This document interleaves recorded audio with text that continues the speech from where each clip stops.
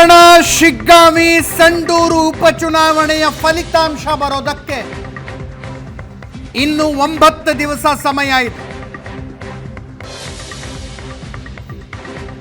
ಫಲಿತಾಂಶ ಬಂದಾಗ ನೋಡಿದ್ರಾಯ್ತು, ಯಾರು ಗೆಲ್ತಾರೆ ಯಾರು ಸೋಲ್ತಾರೆ ಅಂದ್ಕೊಳ್ಳೋದು ಬೇರೆ ಮಾತು. ಅಲ್ಲಿ ತನಕ ಲೆಕ್ಕಾಚಾರದ ಮೇಲೆ ಲೆಕ್ಕಾಚಾರಗಳು.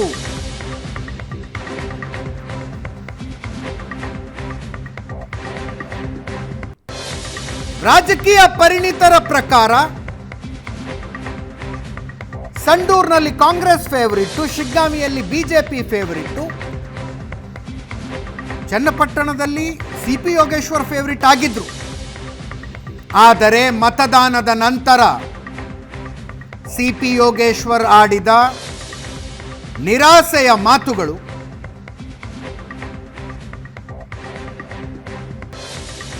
ಅನೇಕರಲ್ಲಿ ಸಂಶಯ ಹುಟ್ಟುಹಾಕಿದವು.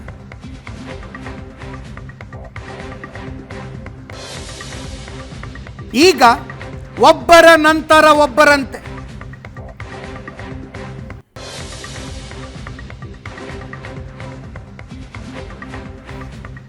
ಸಿಪಿ ಯೋಗೇಶ್ವರ್ ಚುನಾವಣೆಯಲ್ಲಿ ಜಮೀರ್ ಅಹಮ್ಮದ್ ಖಾನ್ ಅವ್ರು ಹಂಗೆ ಮಾತಾಡಬಾರ್ದಾಗಿತ್ತು ಅನ್ನೋಕೆ ಶುರು ಮಾಡಿದ.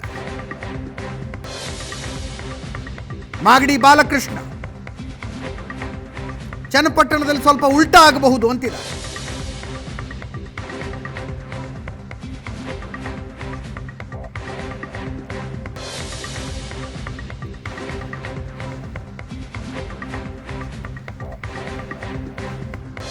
ಸೋಮಶೇಖರ್ ಹೇಳ್ತಾ ಇದ್ದಾರೆ ಜಮೀರ್ ಯೋಚಿಸಿ ಮಾತಾಡಬೇಕಿತ್ತು ಅಂತ. ರಮೇಶ್ ಬಂಡಿ ಸಿದ್ದೇಗೌಡ ಕೂಡ ಹಂಗೆ ಅಂತ.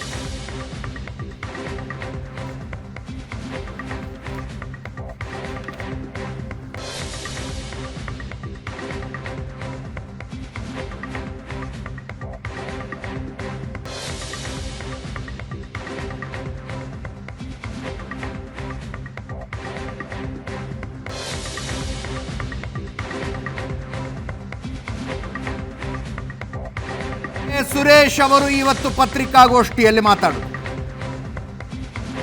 ಬೇಜಾರಿನಲ್ಲಿದ್ರು.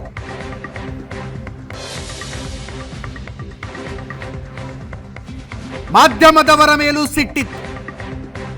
ಯಾರ್ಯಾರೋ ಏನೇನೋ ಮಾತಾಡಿದ್ದಾರೆ, ನೀವು ಸುಮ್ಮನೆ ಜಮೀರ್ ಹೇಳಿಕೆಯನ್ನ ಅತಿ ಹೆಚ್ಚು ಪ್ರಸಾರ ಮಾಡಿದ್ರಿ ಅಂತ.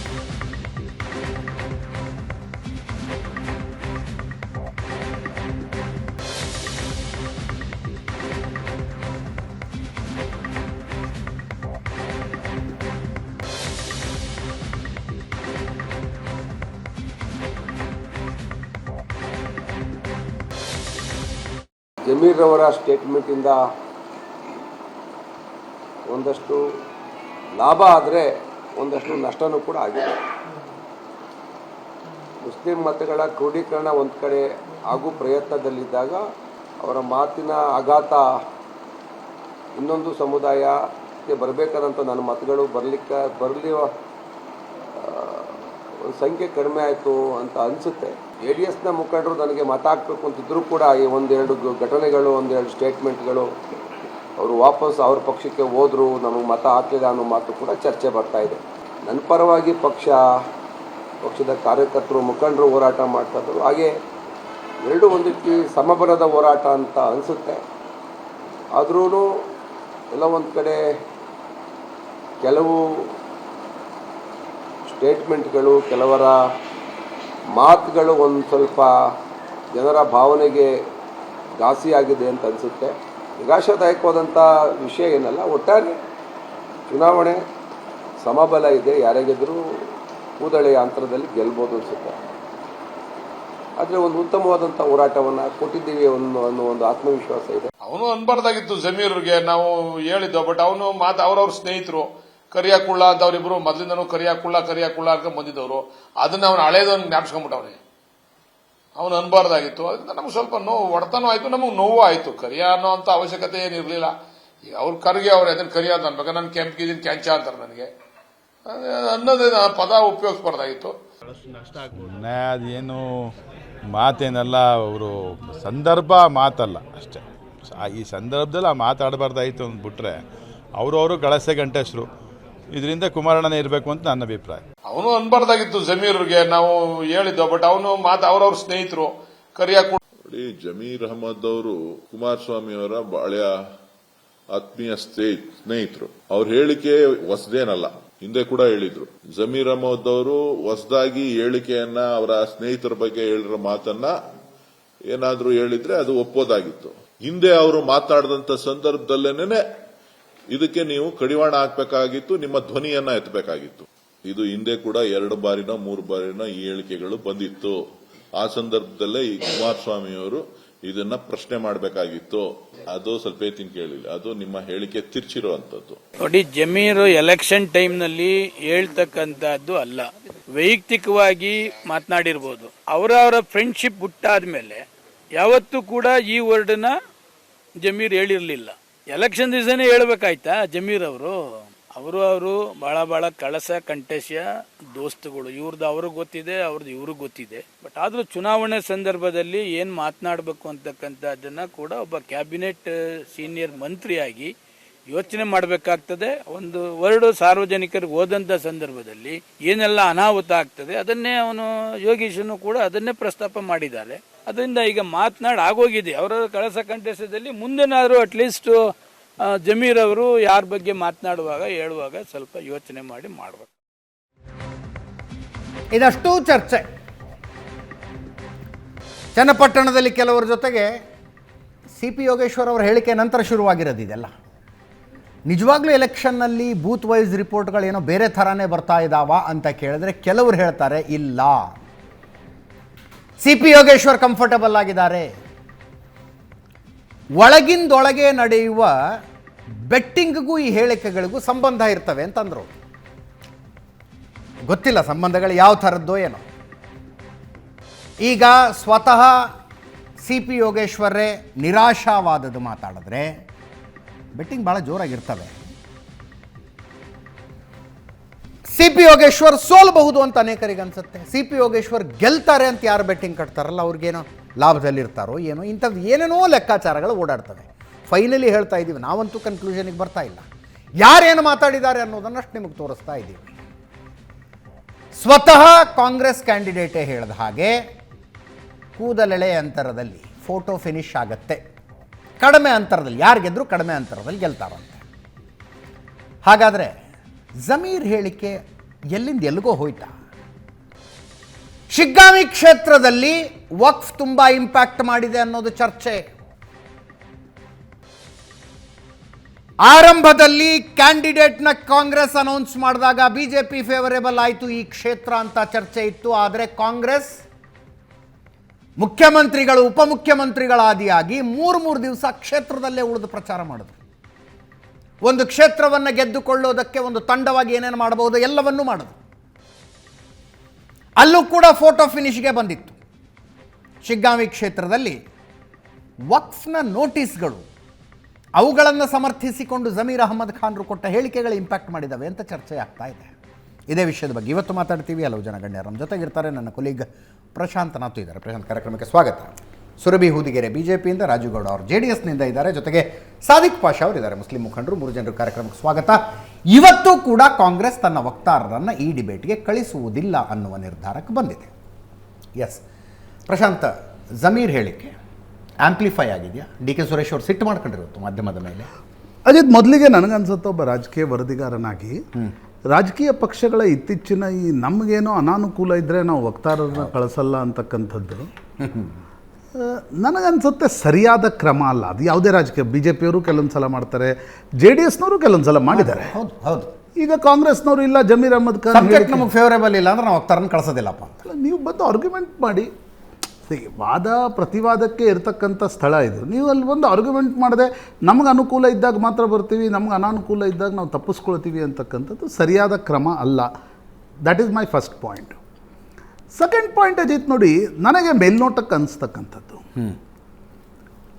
2023 ವಿಧಾನಸಭೆ, 2024 ಲೋಕಸಭೆ ಮತ್ತು ಈ ಬೈ ಎಲೆಕ್ಷನ್ಸ್ನಲ್ಲಿ ಮುಸ್ಲಿಂ ಸಮುದಾಯ ಕನ್ಸಾಲ್ಡೇಟ್ ಆಗಿ 90% ಕಾಂಗ್ರೆಸ್ಸಿಗೆ ವೋಟ್ ಮಾಡುತ್ತೆ ಅನ್ನೋದಕ್ಕೆ ಗೊತ್ತಾಗಲಿಕ್ಕೆ ನಿಮ್ಗೆ ರಾಕೆಟ್ ಸೈನ್ಸ್ ಏನು ಬೇಕಾಗಿಲ್ಲ. ಏನಕ್ಕೇನ ಮುಸ್ಲಿಂ ಸಮುದಾಯ ಇವತ್ತು ಕಾಂಗ್ರೆಸ್ನತ್ತ ವಾಲಿದೆ. ಅದು ಸ್ವಲ್ಪ JDSಗೆ 20-25ರವರೆಗೆ ಹೋಗ್ತಾ ಇತ್ತು. ಅದೂ ಕೂಡ 2023ರ ವಿಧಾನಸಭಾ ಚುನಾವಣೆಯಿಂದ ಕಡಿಮೆ ಆಗಿದೆ. ನಾನಾ ಕಾರಣಗಳಿವೆ. JDSನ BJP ಜೊತೆಗಿನ ಮೈತ್ರಿ ಇರಬಹುದು, ಕುಮಾರಸ್ವಾಮಿ ಈಗ ಕೇಂದ್ರದಲ್ಲಿ ಮಂತ್ರಿ ಆಗಿರ್ತಕ್ಕಂಥದ್ದು ಇರ್ಬೋದು. ಹೀಗಿರುವಾಗ ಜಮೀರ್ ಅಹ್ಮದ್ ಖಾನ್ ಅಂತ ಒಬ್ಬ ಅಂದರೆ ಪಾಲಿಟಿಕ್ಸ್ನ ನರ್ವ್ಸ್ ಗೊತ್ತಿರ್ತಕ್ಕಂಥ ನಾಯಕ, ನನಗಿನ್ನೂ ಇದು ಅರಗಿಸ್ಕೊಳ್ಳಿಕ್ಕೆ ಆಗ್ತಾ ಇಲ್ಲ. ಅಂದರೆ ಸುಮ್ಮನೆ ಏನೋ ಬಾಯಿ ತಪ್ಪಿನಿಂದ ಜಮೀರ್ ಅಹ್ಮದ್ ಖಾನ್ ಹೇಳಿಬಿಟ್ರು ಅನ್ನೋದನ್ನು ನಾನು ಒಪ್ಲಿಕ್ಕೆ ಸಾಧ್ಯ ಇಲ್ಲ. ಚುನಾವಣೆ 2 ದಿನ ಇದ್ದಾಗ ಹೋಗಿ 2 ಸ್ಟೇಟ್ಮೆಂಟ್ ಮಾಡಿದರು ಅವರು. ಏನು? ಕಾಲಿಯಾ ಅಂತ ಕರೆದರು. ಕುಮಾರಸ್ವಾಮಿಯವರ ಬಣ್ಣವನ್ನು ಉಲ್ಲೇಖಿಸಿ ಅದಕ್ಕೆ ನಾನಾ ಸಬೂಬುಗಳನ್ನು ಹೇಳಿದರು. ನನ್ನ ಮಿತ್ರ, ಅದು ಇದು. ನಾನು ಅಂದರೆ ಮಿತ್ರರಿಗೂ ಅಲ್ಲ, ದುಶ್ಮನ್ಗೂ ಅಲ್ಲ. ಈ ರೀತಿಯ ಕಾಲಿಯಾ ಅನ್ನೋ ಶಬ್ದದ ಪ್ರಯೋಗದ ನಾನೀಗ ಸರಿಯೋ ತಪ್ಪು ಅನ್ನೋ ಚರ್ಚೆಗೆ ಹೋಗಲ್ಲ, ಅದು ಮುಗಿದು ಹೋದ ಕಥೆ. ಪೊಲಿಟಿಕಲ್ ಕಾನ್ಸಿಕ್ವೆನ್ಸ್ ಏನು ಅಂತ ಕರ್ನಾಟಕದಲ್ಲಿ ಸಣ್ಣ ಮಕ್ಕಳಿಗೂ ಗೊತ್ತಿದೆ ರೀ, ಇವ್ರು ಒಬ್ರಿಗೊಬ್ರು ತಮಾಷೆ ಮಾಡಿಕೊಳ್ಳುವ ಸಂಬಂಧದಲ್ಲಿದ್ದಾರಾ ಇಲ್ವಾ ಒಂದು. ಆಮೇಲೆ ಸರಿಯೋ ತಪ್ಪು ಅನ್ನೋದು ಒಂದು ಭಾಗ. ಆದರೆ ಅದರ ಪೊಲಿಟಿಕಲ್ ಇಂಪ್ಯಾಕ್ಟ್ ಏನು ಅಂತ ಅರಿಯಲಾರದಷ್ಟು ಜಮೀರ್ ಅಹ್ಮದ್ ಖಾನ್ ನೇವ್ ಅನ್ನೋದನ್ನು ನಾನು ಒಪ್ಲಿಕ್ಕೆ ಸಾಧ್ಯ ಇಲ್ಲ. ಒಂದು. ಎರಡನೇದೇನು ಹೇಳಿಕೆ ಕೊಟ್ಟರು? ಇಲ್ಲ, ಮುಸ್ಲಿಂ ಸಮುದಾಯದವರು ನಾವು ಚಂದ ಎತ್ತಿ ದೇವೇಗೌಡರ ಕುಟುಂಬವನ್ನು ಖರೀದಿ ಮಾಡ್ತೀನಿ ಅಂತ. ಅಂದರೆ ಒಕ್ಕಲಿಗ ಎಪಿಸೆಂಟರ್ನಲ್ಲಿ ನೋಡಿ, ಇವತ್ತು ಕರ್ನಾಟಕದಲ್ಲಿ ಈ 3 ಮಾಸ್ ಲೀಡರ್ಗಳೇನಿದ್ದಾರೆ, ಯಡಿಯೂರಪ್ಪನವರು, ಸಿದ್ದರಾಮಯ್ಯ ಮತ್ತು ದೇವೇಗೌಡರು, ಕೆಲವರಿಗೆ ಇಷ್ಟ ಆಗ್ಬೋದು ಅಥವಾ ಆಗದೇ ಇರ್ಬೋದು. ಬಟ್ ಅವರವರ ಸಮುದಾಯಗಳು ಅವರನ್ನು ಒಂದು ರೀತಿಯ ದಂತಕಥೆಗಳನ್ನಾಗಿ ನೋಡ್ತವೆ. ಈಗ ದೇವೇಗೌಡರು ಹರದನಹಳ್ಳಿ ಅಂತ ಒಂದು ಸಣ್ಣ ಹಳ್ಳಿಯಿಂದ ಪ್ರಧಾನಮಂತ್ರಿ ಆಗಬೇಕಾದ್ರೆ ಸಹಜವಾಗಿ ಒಕ್ಕಲಿಗ, ಅಂದರೆ ನೀವು ಇಡೀ ದೇಶದ ದೃಷ್ಟಿಯಿಂದ ಒಕ್ಕಲಿಗ ಒಂದು ಸಣ್ಣ ಸಮುದಾಯ, ಕರ್ನಾಟಕದಲ್ಲಿ ದೊಡ್ಡ ಸಮುದಾಯ ಇರ್ಬೋದು. ನಮ್ಮ ಸಮುದಾಯದವರು ಒಬ್ಬರು ಪ್ರಧಾನಮಂತ್ರಿ ಆದರಲ್ಲ ಅಂತಕ್ಕಂಥ ಒಂದು ಹೆಮ್ಮೆ ನಿಶ್ಚಿತವಾಗಿರುತ್ತೆ. ನೀವು ಅವರನ್ನು ನಾನು ಖರೀದಿ ಮಾಡ್ತೀನಿ ಅಂತಕ್ಕಂಥ ಹೇಳಿಕೆ ಕೊಟ್ಟಾಗ ಅದರ ಪೊಲಿಟಿಕಲ್ ಇಂಪ್ಯಾಕ್ಟ್ ಇರೋಲ್ಲ ಅನ್ನೋದೇನು ಜಮೀರ್ ಅಹ್ಮದ್ ಖಾನ್ಗೆ ಅರ್ಥ ಆಗಲ್ವಾ? ಹಾಗಾಗಿ ನನಗೆ ಅನಿಸ್ತಕ್ಕಂಥದ್ದು ಅಜಿತ್, ಜಮೀರ್ ಅಹ್ಮದ್ ಖಾನ್ ಅವ್ರಿಗೇನು ಕುಮಾರಸ್ವಾಮಿ ಬಗ್ಗೆ ಲವ್ ಇದೆ ಅಥವಾ ಲವ್ ಲಾಸ್ಟ್ ಆಗಿದೆ, ಅದು ಒಂದು ಪ್ರಶ್ನೆ. ಆದರೆ DK ಶಿವಕುಮಾರ್ ಮತ್ತು DK ಸುರೇಶ್ರನ್ನು ಪೊಲಿಟಿಕಲಿ ಇಕ್ಕಟ್ಟಿಗೆ ಸಿಲುಕಿಸ್ಲಿಕ್ಕೆ ಈ ಹೇಳಿಕೆ ಕೊಟ್ಟರು ಅಂತ ನನಗೆ ಪ್ರೈಮಾ ಫೆಸಾಯ್ ಅನ್ನಿಸುತ್ತೆ. ಕಾಂಗ್ರೆಸ್ನ ಬಣ ರಾಜಕೀಯ ಕೆಲಸ ಮಾಡಿದೆ ಡೆಫಿನೆಟ್ಲಿ. ಈಗ ಅಜ್ಜಂ ಪೀರ್ ಶಾ ಖಾದ್ರಿ ಹೇಳಿಕೆ ನಿಮಗೆ ಯಾರಿಗೂ ಅರ್ಥ ಆಗಲ್ಲ ರೀ.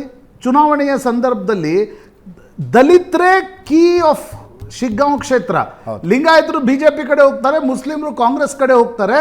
ದಲಿತ ಸಮುದಾಯ ಮತ್ತು ಕುರುಬ ಸಮುದಾಯ ಕಾಂಗ್ರೆಸ್ ಜೊತೆ ನಿಂತ್ಕೊಂಡ್ರೆ ಬೊಮ್ಮಾಯಿಯವ್ರ ಕಷ್ಟ ಆಗುತ್ತೆ ಅನ್ನೋದು ಗೊತ್ತಿರಲಾರದ ವಿಷಯ ಇತ್ತಾ? ಹಾಗಿರುವಾಗ ತಿಮ್ಮಾಪುರ ಬಾಬು ಸಾಬ್ ಆಗ್ತಾ ಇದ್ರು, ಹೇಳಿಕೆ ಕೊಟ್ಟಿದ್ದು ಪರಮೇಶ್ವರ್ ಪೀರ್ ಸಾಬ್ ಆಗ್ತಿದ್ರು. It is to help Bommai. Hasan Saab. It is to help Bommai. ಇದು ಅದಕ್ಕೆ ಭಾಳ ರಾಕೆಟ್ ಸೈನ್ಸ್ ಬೇಕಾಗೇ ಇಲ್ಲ. ರಾಜಕಾರಣ ಗೊತ್ತಾಗ್ತಕ್ಕಂಥ ಪ್ರತಿಯೊಬ್ಬನಿಗೂ ಅರ್ಥ ಆಗ್ತಕ್ಕಂಥ ವಿಷಯ ಇದು. ಹೀಗಾಗಿ ಜಮೀರ್ ಅಹ್ಮದ್ ಖಾನ್ರ ಹೇಳಿಕೆ ಏನೋ ನೇವಾಗಿತ್ತು, ಬಾಯಿ ತಪ್ಪಿ ಹೇಳ್ಬಿಟ್ಟು. ಜಮೀರ್ ಅಹ್ಮದ್ ಖಾನ್ ಹಂಗೆಲ್ಲ ಬಾಯಿ ತಪ್ಪು ಹೇಳಲ್ಲ ರೀ. ವಕ್ಫ್ನ ಸಂದರ್ಭದಲ್ಲೂ ಅವ್ರ ಜಿಲ್ಲೆಗೆ ಹೋದಾಗ ಹಿ works with a strategy. Sometimes ಅದು ಸಿದ್ದರಾಮಯ್ಯನವ್ರಿಗೆ ಸಹಾಯ ಮಾಡುತ್ತೆ ಅನ್ನೋದು ಗೊತ್ತು. ಆದರೆ DK ಶಿವಕುಮಾರ್ಗೂ ಮತ್ತು ಜಮೀರ್ ಅಹ್ಮದ್ ಖಾನ್ರ ಸಂಬಂಧಗಳ ಬಗ್ಗೆ ಎಲ್ರಿಗೂ ಗೊತ್ತಿರುವಾಗ ಈ ಹೇಳಿಕೆ, ಇವತ್ತಿನ DK ಸುರೇಶ್ರ ಪತ್ರಿಕಾಗೋಷ್ಠಿ ಮತ್ತು CP ಯೋಗೇಶ್ವರ್ ಅನೇಕರಂತಾರೆ ಬೆಟ್ಟಿಂಗ್ ಅಲ್ರಿ. ಒಬ್ಬ ರಾಜಕಾರಣಿ ಆ ಲೆವೆಲ್ಗೆ ತಲುಪಿದ ನಂತರ ಬೆಟ್ಟಿಂಗೋಸ್ಕರ ಹೇಳಿಕೆಗಳನ್ನು ಕೊಡೋಕ್ಕಾಗಲ್ಲ. ಅನೇಕರು ಅದನ್ನು ಹೇಗೂ ವ್ಯಾಖ್ಯಾನ ಮಾಡಬಹುದು. ಮತ್ತು ಚುನಾವಣೆಯ ನಂತರದ ಹೇಳಿಕೆಗಳು ಅವು ಸ್ವಲ್ಪ ಸತ್ಯಕ್ಕೆ ಹತ್ತಿರವಾದ ಹೇಳಿಕೆಗಳಿರ್ತವೆ, ಅದನ್ನು ಫೇಸ್ ವ್ಯಾಲ್ಯೂ ಮೇಲೆ ತೆಗೆದುಕೊಳ್ಬೋದು. ಹೀಗಾಗಿ ನನಗನ್ಸುತ್ತೆ ಜಮೀರ್ ಅಹ್ಮದ್ ಖಾನ್ ಮತ್ತು ದೇವೇಗೌಡರು ಈ 2 ಫ್ಯಾಕ್ಟರ್ ಚನ್ನಪಟ್ಟಣವನ್ನು ನಿರ್ಧರಿಸುತ್ತೆ ಅಜಿತ್. ಈ 2 ಫ್ಯಾಕ್ಟರ್ಗಳಲ್ಲೇ ಚನ್ನಪಟ್ಟಣದ ಚುನಾವಣೆ ನಡೆದಿದೆ ಅಂತ ನನಗನ್ಸುತ್ತೆ. ಎಸ್. ಸಾದಿಕ್ ಪಾಷಾ ಅವರೇ, ಒಂದು ಕಾಲ ಇತ್ರಿ ಎಲ್ಲಿ ಯಾರನ್ನು ಉದ್ದೇಶಿಸಿ ಒಂದು ಮಾತನ್ನು ಹೇಳಿರ್ತಾರೋ ಅವ್ರಿಗಷ್ಟೇ ಸೀಮಿತ ಇರ್ತಿತ್ತು ಅದು. ಈಗ ಜನರು ಪ್ರತಿಯೊಬ್ಬರ ಜೇಬಿನಲ್ಲಿ ಮೊಬೈಲ್ ಇರುವಾಗ ಹೇಳಿಕೆಗಳಿಗೆ ಸ್ಥಾನದ ಪರಿಧಿ ಇಲ್ಲ, ಸಮಯದ ಪರಿಧಿ ಇಲ್ಲ. ಎಲ್ಲವೂ ಶಾಶ್ವತವಾಗಿ ಉಳ್ಕೋತವೆ ಮತ್ತು ಎಲ್ಲವೂ ಎಲ್ಲ ಕಡೆನೂ ಹೋಗ್ತವೆ. ಹಂಗಿದ್ದಾಗ ಕೈಯಲ್ಲಿ ಮೈಕ್ ಬಂದಾಗ ಸ್ವಲ್ಪ ಮೈ ಮೇಲೆ ಎಚ್ಚರ ಇರಬೇಕಾಗಿತ್ತು. ಈಗ ಹೇಳಿದ್ರೆ ಈಗ ಏನಾಗಿದೆ ಅಂದರೆ, ಮೊಹಬ್ಬತ್ನಲ್ಲಿ ಸಬ್ ಕುಚ್ ಜಾಯಜ್ ಅಂತಾರಲ್ಲ, ಆ ಥರ ಸಿಯಾಸತ್ನಲ್ಲಿ ಮಾತು ಯಾವ ಮಾತು ನೆಲದಿಂದ ಬರ್ತಾ ಇದೆ ಏನಂತ ನೋಡ್ತಾ ಇಲ್ಲ ಜನ. ಸಿಯಾಸತ್ ಅಂದ್ರೆ ರಾಜಕೀಯದಲ್ಲಿ ಈಗ ಇವರು ಕಾಲಿಯಾ ಅಂತ ಹೇಳಿದ್ರಲ್ಲ, ಕಾಲಿಯಾ ಅಂದರೆ 1982ನಲ್ಲಿ ಒಂದು ಸಿನಿಮಾ ಬಂದಿತ್ತು ಅಮಿತಾಬ್ ಬಚ್ಚನ್ದು. ನಾವು ಚಿಕ್ಕ ಹುಡುಗರು ಅವಾಗ ನೋಡಿದ್ದೀವಿ. ಆ ಕಾಲಿಯಾ ಅಂದರೆ ಏನೋ ಅಮಿತಾಬ್ ಬಚ್ಚನ್ ಹೆಸರು ಹೇಳ್ತಾ ಇದ್ರು ಅಂತ ನಾನು ತಿಳ್ಕೊಂಡಿದ್ದು. ಆಮೇಲೆ ನೋಡಿದ್ರೆ ಕರಿಯಾ ಕಾಲಾ ಹೇ ಅಂತ ಹೇಳಿದ್ರು. ಸರ್ ಇದು ತಪ್ಪು, ಹೇಳಬೇಡ್ದು, ಆ ಥರ ಪರ್ಸ್ನಲ್ ಇದು ಹೋಗಬೇಡ್ದು. ಇನ್ನೊಂದು ಮಾತು ಏನಂದರೆ ನೋಡಿ, ಈ ರಾಜಕೀಯದಲ್ಲಿ ಎಲ್ಲ ನಡೆಯುತ್ತೆ, ಸುಕ್ಕು ಜಾಯಜ್ ಅಂತಾರಲ್ಲ ಆ ಥರ ನಡೆಯುತ್ತೆ. ಮಹಾರಾಷ್ಟ್ರದಲ್ಲಿ ಒಬ್ಬ ಶಾಸಕ ಎಷ್ಟು ಮೊನ್ನೆ ಇದರಲ್ಲಿ ಸ್ಪೀಚು ಎಷ್ಟು ಅಗೇನ್ಸ್ಟ್ ಮುಸಲ್ಮಾನ್ದು ಹೇಳಿದ್ರಲ್ಲ ಅವರು. ಇದೇ ಥರ ಮುಸಲ್ಮಾನರಿಗೆ ಮಸ್ಜಿದ್ में घुस के ಮಾರೆಂಗೆ ಈ ಥರ ಎಲ್ಲ ಶಬ್ದ ಬರ್ತಾ ಇರಲ್ಲ. ಇವ್ರಿಗೆ ಯಾಕೆ ಈಗ ನೋಡಿ ಮಹಾರಾಷ್ಟ್ರದಲ್ಲಿ ಒಂದು ಕಡೆ ಆಗಿದ್ದಾರೆ, ಮುಸ್ಲಿಮ್ಸ್ ಎಲ್ಲ ಒಂದು ಕಡೆ ಆಗಿದ್ದಾರೆ. ಈಗ ಅಲ್ಲಿನೂ ಪರಿಣಾಮ ಒಂದು ಚೇಂಜಸ್ ಬರುತ್ತೆ. ಕರ್ನಾಟಕದಲ್ಲಿ ಬಂತಲ್ಲ ಆ ಥರ ಚೇಂಜಸ್ ಬರ್ಬೋದು ಮಹಾರಾಷ್ಟ್ರದಲ್ಲಿ. ಈಗ ಇಲ್ಲಿ ಏನಾಗಿದೆ, ಜಮೀರ್ ಅವ್ರ ಕಡೆಯಿಂದ ಮಾತು ಬಂದಿದೆಲ್ಲ ಸ್ವಲ್ಪ ಎಫೆಕ್ಟ್ ಆಗಿದೆ. ಈ ಮಾತು ಕಾಲಿಯ ಮಾತು ಬಿಡಿ ಸರ್, ಅದೇನು ದೊಡ್ಡ ಮಾತಲ್ಲ. ಇನ್ನೊಂದು ಏನಂದರೆ, ನಾವು ಚಂದ ಮಾಡಿಬಿಟ್ಟು ಅವ್ರ ಕುಟುಂಬಕ್ಕೆ ಪರ್ಚೇಸ್ ಮಾಡ್ತೀನಿ ಅಂತ ಹೇಳಿದಾರಲ್ಲ, ಆ ಮಾತಿನಿಂದ ಅವ್ರಿಗೆ ಅಲ್ಲ, ಬೇರೆ ಸಮುದಾಯಕ್ಕೆ ನೋವಲ್ಲ, ಮುಸ್ಲಿಂ ಸಮುದಾಯಕ್ಕೆ ನೋವಾಗತ್ತೆ. ಯಾಕಂದರೆ ನೋಡಿ, ಇವರು ಮೈತ್ರಿ ಮಾಡ್ಕೊಂಡಿದ್ದಾರಲ್ಲ ಕುಮಾರಸ್ವಾಮಿ ಅವರು BJP ಕಡೆಯಿಂದ, ಅದು ಒಂದು ಬೇರೆ ಇದು. ಇನ್ನೊಂದು ಏನಂದರೆ, ದೇವೇಗೌಡರು ಇದ್ರಲ್ಲ, ಪ್ರೈಮ್ ಮಿನಿಸ್ಟರ್ ಇದ್ರಲ್ಲ, ಆವಾಗ ಕೆಲವು ಇದು ನಮ್ಮ ಮುಸಲ್ಮಾನ್ ಮೇಲೆ ಒಂದು ಇದಿದೆ. ಇವು ಚನ್ನಪಟ್ಟಣಕ್ಕೆ ಹೋದ್ರಲ್ಲ ದೇವೇಗೌಡರು, ಅಲ್ಲಿ ಎಫೆಕ್ಟ್ ಆಗತ್ತೆ. ಒಂದು ಕಡೆ ವೋಟ್ ಹೋಗುತ್ತೆ, ಒಂದು ಸಮುದಾಯದ ವೋಟು ಒಂದೇ ಕಡೆ ಹೋಗುತ್ತೆ. ಇನ್ನೊಂದು ಏನು ಮಾಡಿದ್ದಾರೆ ಅಂದರೆ, ಇವರು ಹೋಗುತ್ತೆ. ಇನ್ನೊಂದು ಏನಂದರೆ ಏನು ಮಾಡಿದ್ದಾರೆ, ಈಗ ನಮ್ಮ ಕೆಲವು ಇದರಲ್ಲಿ ಖುರಾನ್ ಅಂದರೆ ತುಂಬ ನಮಗೆ ಇದು, ಸೂರೆ ಯಾಸಿನ್ ಅಂದರೆ ತುಂಬ ನಮಗೆ ಖುರಾನ್ ಕಾ ದಿಲ್ ಅಂತ ಹೇಳ್ತಾರೆ, ಖುರಾನ್ದು ಹಾರ್ಟ್ ಅಂತ ಹೇಳ್ತಾರೆ. ಆ ಖುರಾನ್ದು ಇದು ಸೂರೆ ಯಾಸಿನ್ದು ಒಂದು ಇದು ಪುಸ್ತಕ, ಮತ್ತು ನಾವು ನಮಾಜ್ ಮಾಡ್ತಿಲ್ಲ, ಜಾನ್ ನಮಾಜು, ತಸ್ಬಿ, ಅದೆಲ್ಲ ಇವರು ನಮ್ಮ ಮುಸ್ಲಿಮ್ಸ್ ಮನೆಗಳಿಂದ ಕೊಟ್ಟಿದ್ದಾರೆ. ಕೊಟ್ಬಿಟ್ಟು ಆಣೆ ಮಾಡಿ ಅಂತ ಹೇಳಿದ್ದಾರೆ. ಇದು ಯಾರು ಗೊತ್ತಿಲ್ಲ, ನಮ್ಗೆ ಗೊತ್ತಿದೆ. ಆಣೆ ಮಾಡಿ ಅಂತ ಹೇಳಿದ್ದಾರೆ ನಮ್ಮ ಮುಸಲ್ಮಾನರು, ಇವರು JDSನವರು. ನಮ್ಮ ಮುಸಲ್ಮಾನರು ಈಗ ಒಂದ್ಸಲಿ ಕೈ ಇಕ್ಬಿಟ್ರೆ, ಆನೆ ಮಾಡಿಬಿಟ್ರೆ ಅಷ್ಟೇ. ಇದು ತುಂಬ ಕಡೆ ಚನ್ನಪಟ್ಟಣದಲ್ಲಿ ಆಗಿದೆ. ಜಾನಿಮಾಜು ಮತ್ತು ಯಾಸೀನು ಕೈನಲ್ಲಿ ಕೊಟ್ಟು ಆನೆ ಮಾಡಿ ಅಂತ ದುಡ್ಡು ಕೊಟ್ಟಿದ್ದಾರೆ ಇಲ್ಲ ಏನು ಗೊತ್ತಿಲ್ಲ ನನಗೆ. ಆನೆ ಮಾಡಿ ನೀವು ಇವ್ರಿಗೆ JDSಗೆ ವೋಟ್ ಹಾಕ್ತೀನಿ, ನಿಖಿಲ್ ಕುಮಾರಸ್ವಾಮಿಗೆ ವೋಟ್ ಹಾಕ್ತೀನಿ ಅಂತ ಆನೆ ಮಾಡಿ ಅಂತ ನಮ್ಮವರೇ ಕೆಲವರು ಅಲ್ಲಿ ಆನೆ ಮಾಡಿಸ್ಕೊಂಡಿದ್ದಾರೆ. ಮುಸ್ಲಿಮ್ಸ್ ವೋಟು ಎಫೆಕ್ಟ್ ಆಗಿದೆ ಈ ಸಾಲಿ. ಇವರು ಹೇಳೋದು ಮುಸ್ಲಿಮ್ಸು JDSಗೆ ಹಾಕಿದ್ದಾರೆ. ಎಷ್ಟು ಕಡೆ ಅದು ಜಾನಿ ಮಾಜ್ ಇದ್ದವರು ಆನೆ ಮಾಡಿಸ್ಕೊಂಡು ತು ಖಸಮ್ ಖಾ ಅಂದ್ರೆ ಖುರಾನ್ ಮೇಲೆ ಖಸಮ್ ಮಾಡಿ ಹಂಗೆ ಬೇರೆಯವ್ರಿಗೆ ಹಾಕಿಂಗಿಲ್ಲ. ಅಲ್ಲ, ಜಾಮಿಯಾ ಮಸೀದಿ ಅಂದ್ರಲ್ಲ, ಅವ್ರು ಮಾಡಿಸಿದ್ದಾರೆ ಅಂತ. ಯಾರು ಮಾಡಿದಾರೆ ಗೊತ್ತಿಲ್ಲ. ಅದು ವಿಡಿಯೋ ವೈರಲ್ ಆಗಿದೆ. ಅದು ಆ ಕಡೆಯಿಂದೆಲ್ಲ ಫೋನ್ ಬಂತು, ನಾವು ಕೇಳಿದ್ವಿ, ಏನು ರಾಜಕೀಯನಲ್ಲಿ ಈ ಖುರಾನ್ ಎಲ್ಲ ತಂದುಬಿಟ್ಟಿದ್ದಾರೆ ಅಂತ ನಮಗೆ ತುಂಬ ಬೇಜಾರಾಯಿತು, ಇದೆಲ್ಲ ತಂದಿದ್ದಾರೆ ಅಂತ. ಈಗ ನೋಡಿ ಸರ್, ರಾಜಕೀಯ ಇದೆ ನೋಡಿ, ಅವರು ಒಂದು ಮಾತಿನಿಂದ, ಜಮೀರ್ ಒಂದು ಮಾತಿನಿಂದ ನಮಗೆ ಇಷ್ಟು ನೋವಾಗಿದೆ, ಎಫೆಕ್ಟ್ ಆಗಿದೆ. ನಿಮ್ಮ ಮಾತು ನಿಮಗೆ ನೆನಪಿಸ್ತೀವಿ, ಬೇರೆ ಜಮೀರ್ದು ಜಗಳ, ಬೇರೆಯವ್ರದ್ದು ಜಗಳ, ಯಾವ ಒಬ್ಬ ಅವ್ನು ಕಿಡಿಕೇಡಿ ಬಂದು ನಮ್ಮ ಕುರಾನ್ ಮೇಲೆ ಅಲ್ಲ ಮೇಲೆ ಎಲ್ಲ ಜಮೀನಿನಿಂದ ಹೇಳ್ತಾ ಇದ್ದಾರೆ. ನಾವೆಲ್ಲ ತುಂಬ ನೋವಾಗಿದೆ ನೋಡಿ. ರಾಜಕೀಯ ಥರ ಮಾಡಲಿ, ಅದರಲ್ಲಿ ಸಮುದಾಯ ತಂದು ಮುಸಲ್ಮಾನರಿಗೆ ಬಲಿಗ ಬಕ್ರ ಮಾಡೋದು, ಅದು ತುಂಬ ನಮಗೆ ಬೇಜಾರಾಗ್ತಾ ಇದೆ. ಏನು ಮಾಡಿದ್ರೆ ಯಾರ ಮೇಲೆ ಬರೋದು, ಯಾರನ್ನ ಒಬ್ಬ ಯಾರನ್ನ ಒಬ್ಬ MLA ಏನನ್ನ ತಪ್ಪು ಮಾಡಿಬಿಟ್ರೆ ಎಲ್ಲ ಮುಸಲ್ಮಾನ್ ಸಮುದಾಯ ಮೇಲೆ ಆ ಕಣ್ಣಿನಿಂದ ನೋಡಬಾರ್ದು. ಈಗ ಬಂದ್ಬಿಟ್ಟಿದ್ದೆ ಈ ಥರ ನೋಡಿ. ಈಗ ನೋಡಿ, ಎಲ್ಲ ಮುಸಲ್ಮಾನಿಗೆ ನೋವಾಗ್ತದೆ. ಜಮೀರ್ ಅಹ್ಮದ್ ಖಾನ್ರ ಸ್ಟೇಟ್ಮೆಂಟ್ ಇಂಪ್ಯಾಕ್ಟ್ ಮಾಡಿದೆ ಅಂತ ಕಾಂಗ್ರೆಸ್ಸಿನ ದೊಡ್ಡ ಲೀಡರ್ಸ್ ಹೇಳ್ತಾ ಇದ್ದಾರೆ ಸರ್. ನೋಡಿದ್ರೆ ನೋಡಿ ಸರ್, ಆ ಥರ ನೋಡಿದ್ರೆ ಎಷ್ಟು ದೊಡ್ಡ BJP ಲೀಡರು ಮುಸಲ್ಮಾನ್ ಅಗೇನ್ಸ್ಟ್ ಎಂತ ಮಾತು ಹೇಳ್ತಾ ಇದ್ದಾರಲ್ಲ, ಅದು ಯಾರು ಇದಕ್ಕೆ ತಗೊಳ್ಳಲ್ಲ ನಾವು. ಈಗ ನೋಡಿ, ಈಗ ಈ ಮಹಾರಾಷ್ಟ್ರದಲ್ಲಿ ನೋಡಿ ಎಷ್ಟು ದೊಡ್ಡ ಮಾತಾಯಿತು. ಅದು ಇನ್ನೊಂದು ಒಬ್ಬ ಹೋಮ್ ಮಿನಿಸ್ಟ್ರಿ ಎದುರುಗಡೆ ಕೂತ್ಕೊಂಡು ಮಿಥುನ್ ಚಕ್ರವರ್ತಿ ಏನು ಹೇಳ್ತಾ ಇದ್ದಾರೆ, ಒಂದು ಸಮುದಾಯ ಏನೋ ಹೇಳ್ತಾ 70% ಇದ್ದಾರೆ, ನಾವು ಹೊಡೆದು ಇಲ್ಲಿ ಹಾಕ್ತೀವಿ ಅಂತ. ಇವರು ಜರೂರ್ ಕರೆಂಗೆ, ಹಮ್ ಮಾರೆಂಗೆ, ಉಸ್ಕು ಲೇ ಯಾಕೆ ಪಾಕಿಸ್ತಾನ ಮೇಲೆ ದಾಲೆಂಗೆ ಅಂತ ಈ ಥರ ವರ್ಡ್ಸ್ ಎಲ್ಲ ಬರ್ತಾ ಇದಲ್ಲ.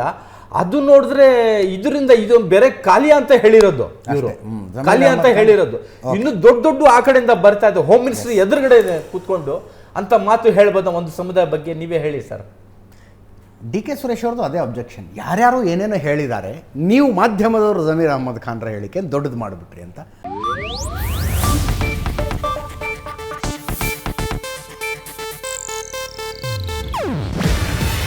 ಇದು ಏಷ್ಯಾನೆಟ್ ನ್ಯೂಸ್ ನೆಟ್ವರ್ಕ್ ಪ್ರಸ್ತುತಿ. ನೀವು ನೋಡ್ತಿದ್ದೀರಾ ಏಷ್ಯಾನೆಟ್ ಸುವರ್ಣ ನ್ಯೂಸ್.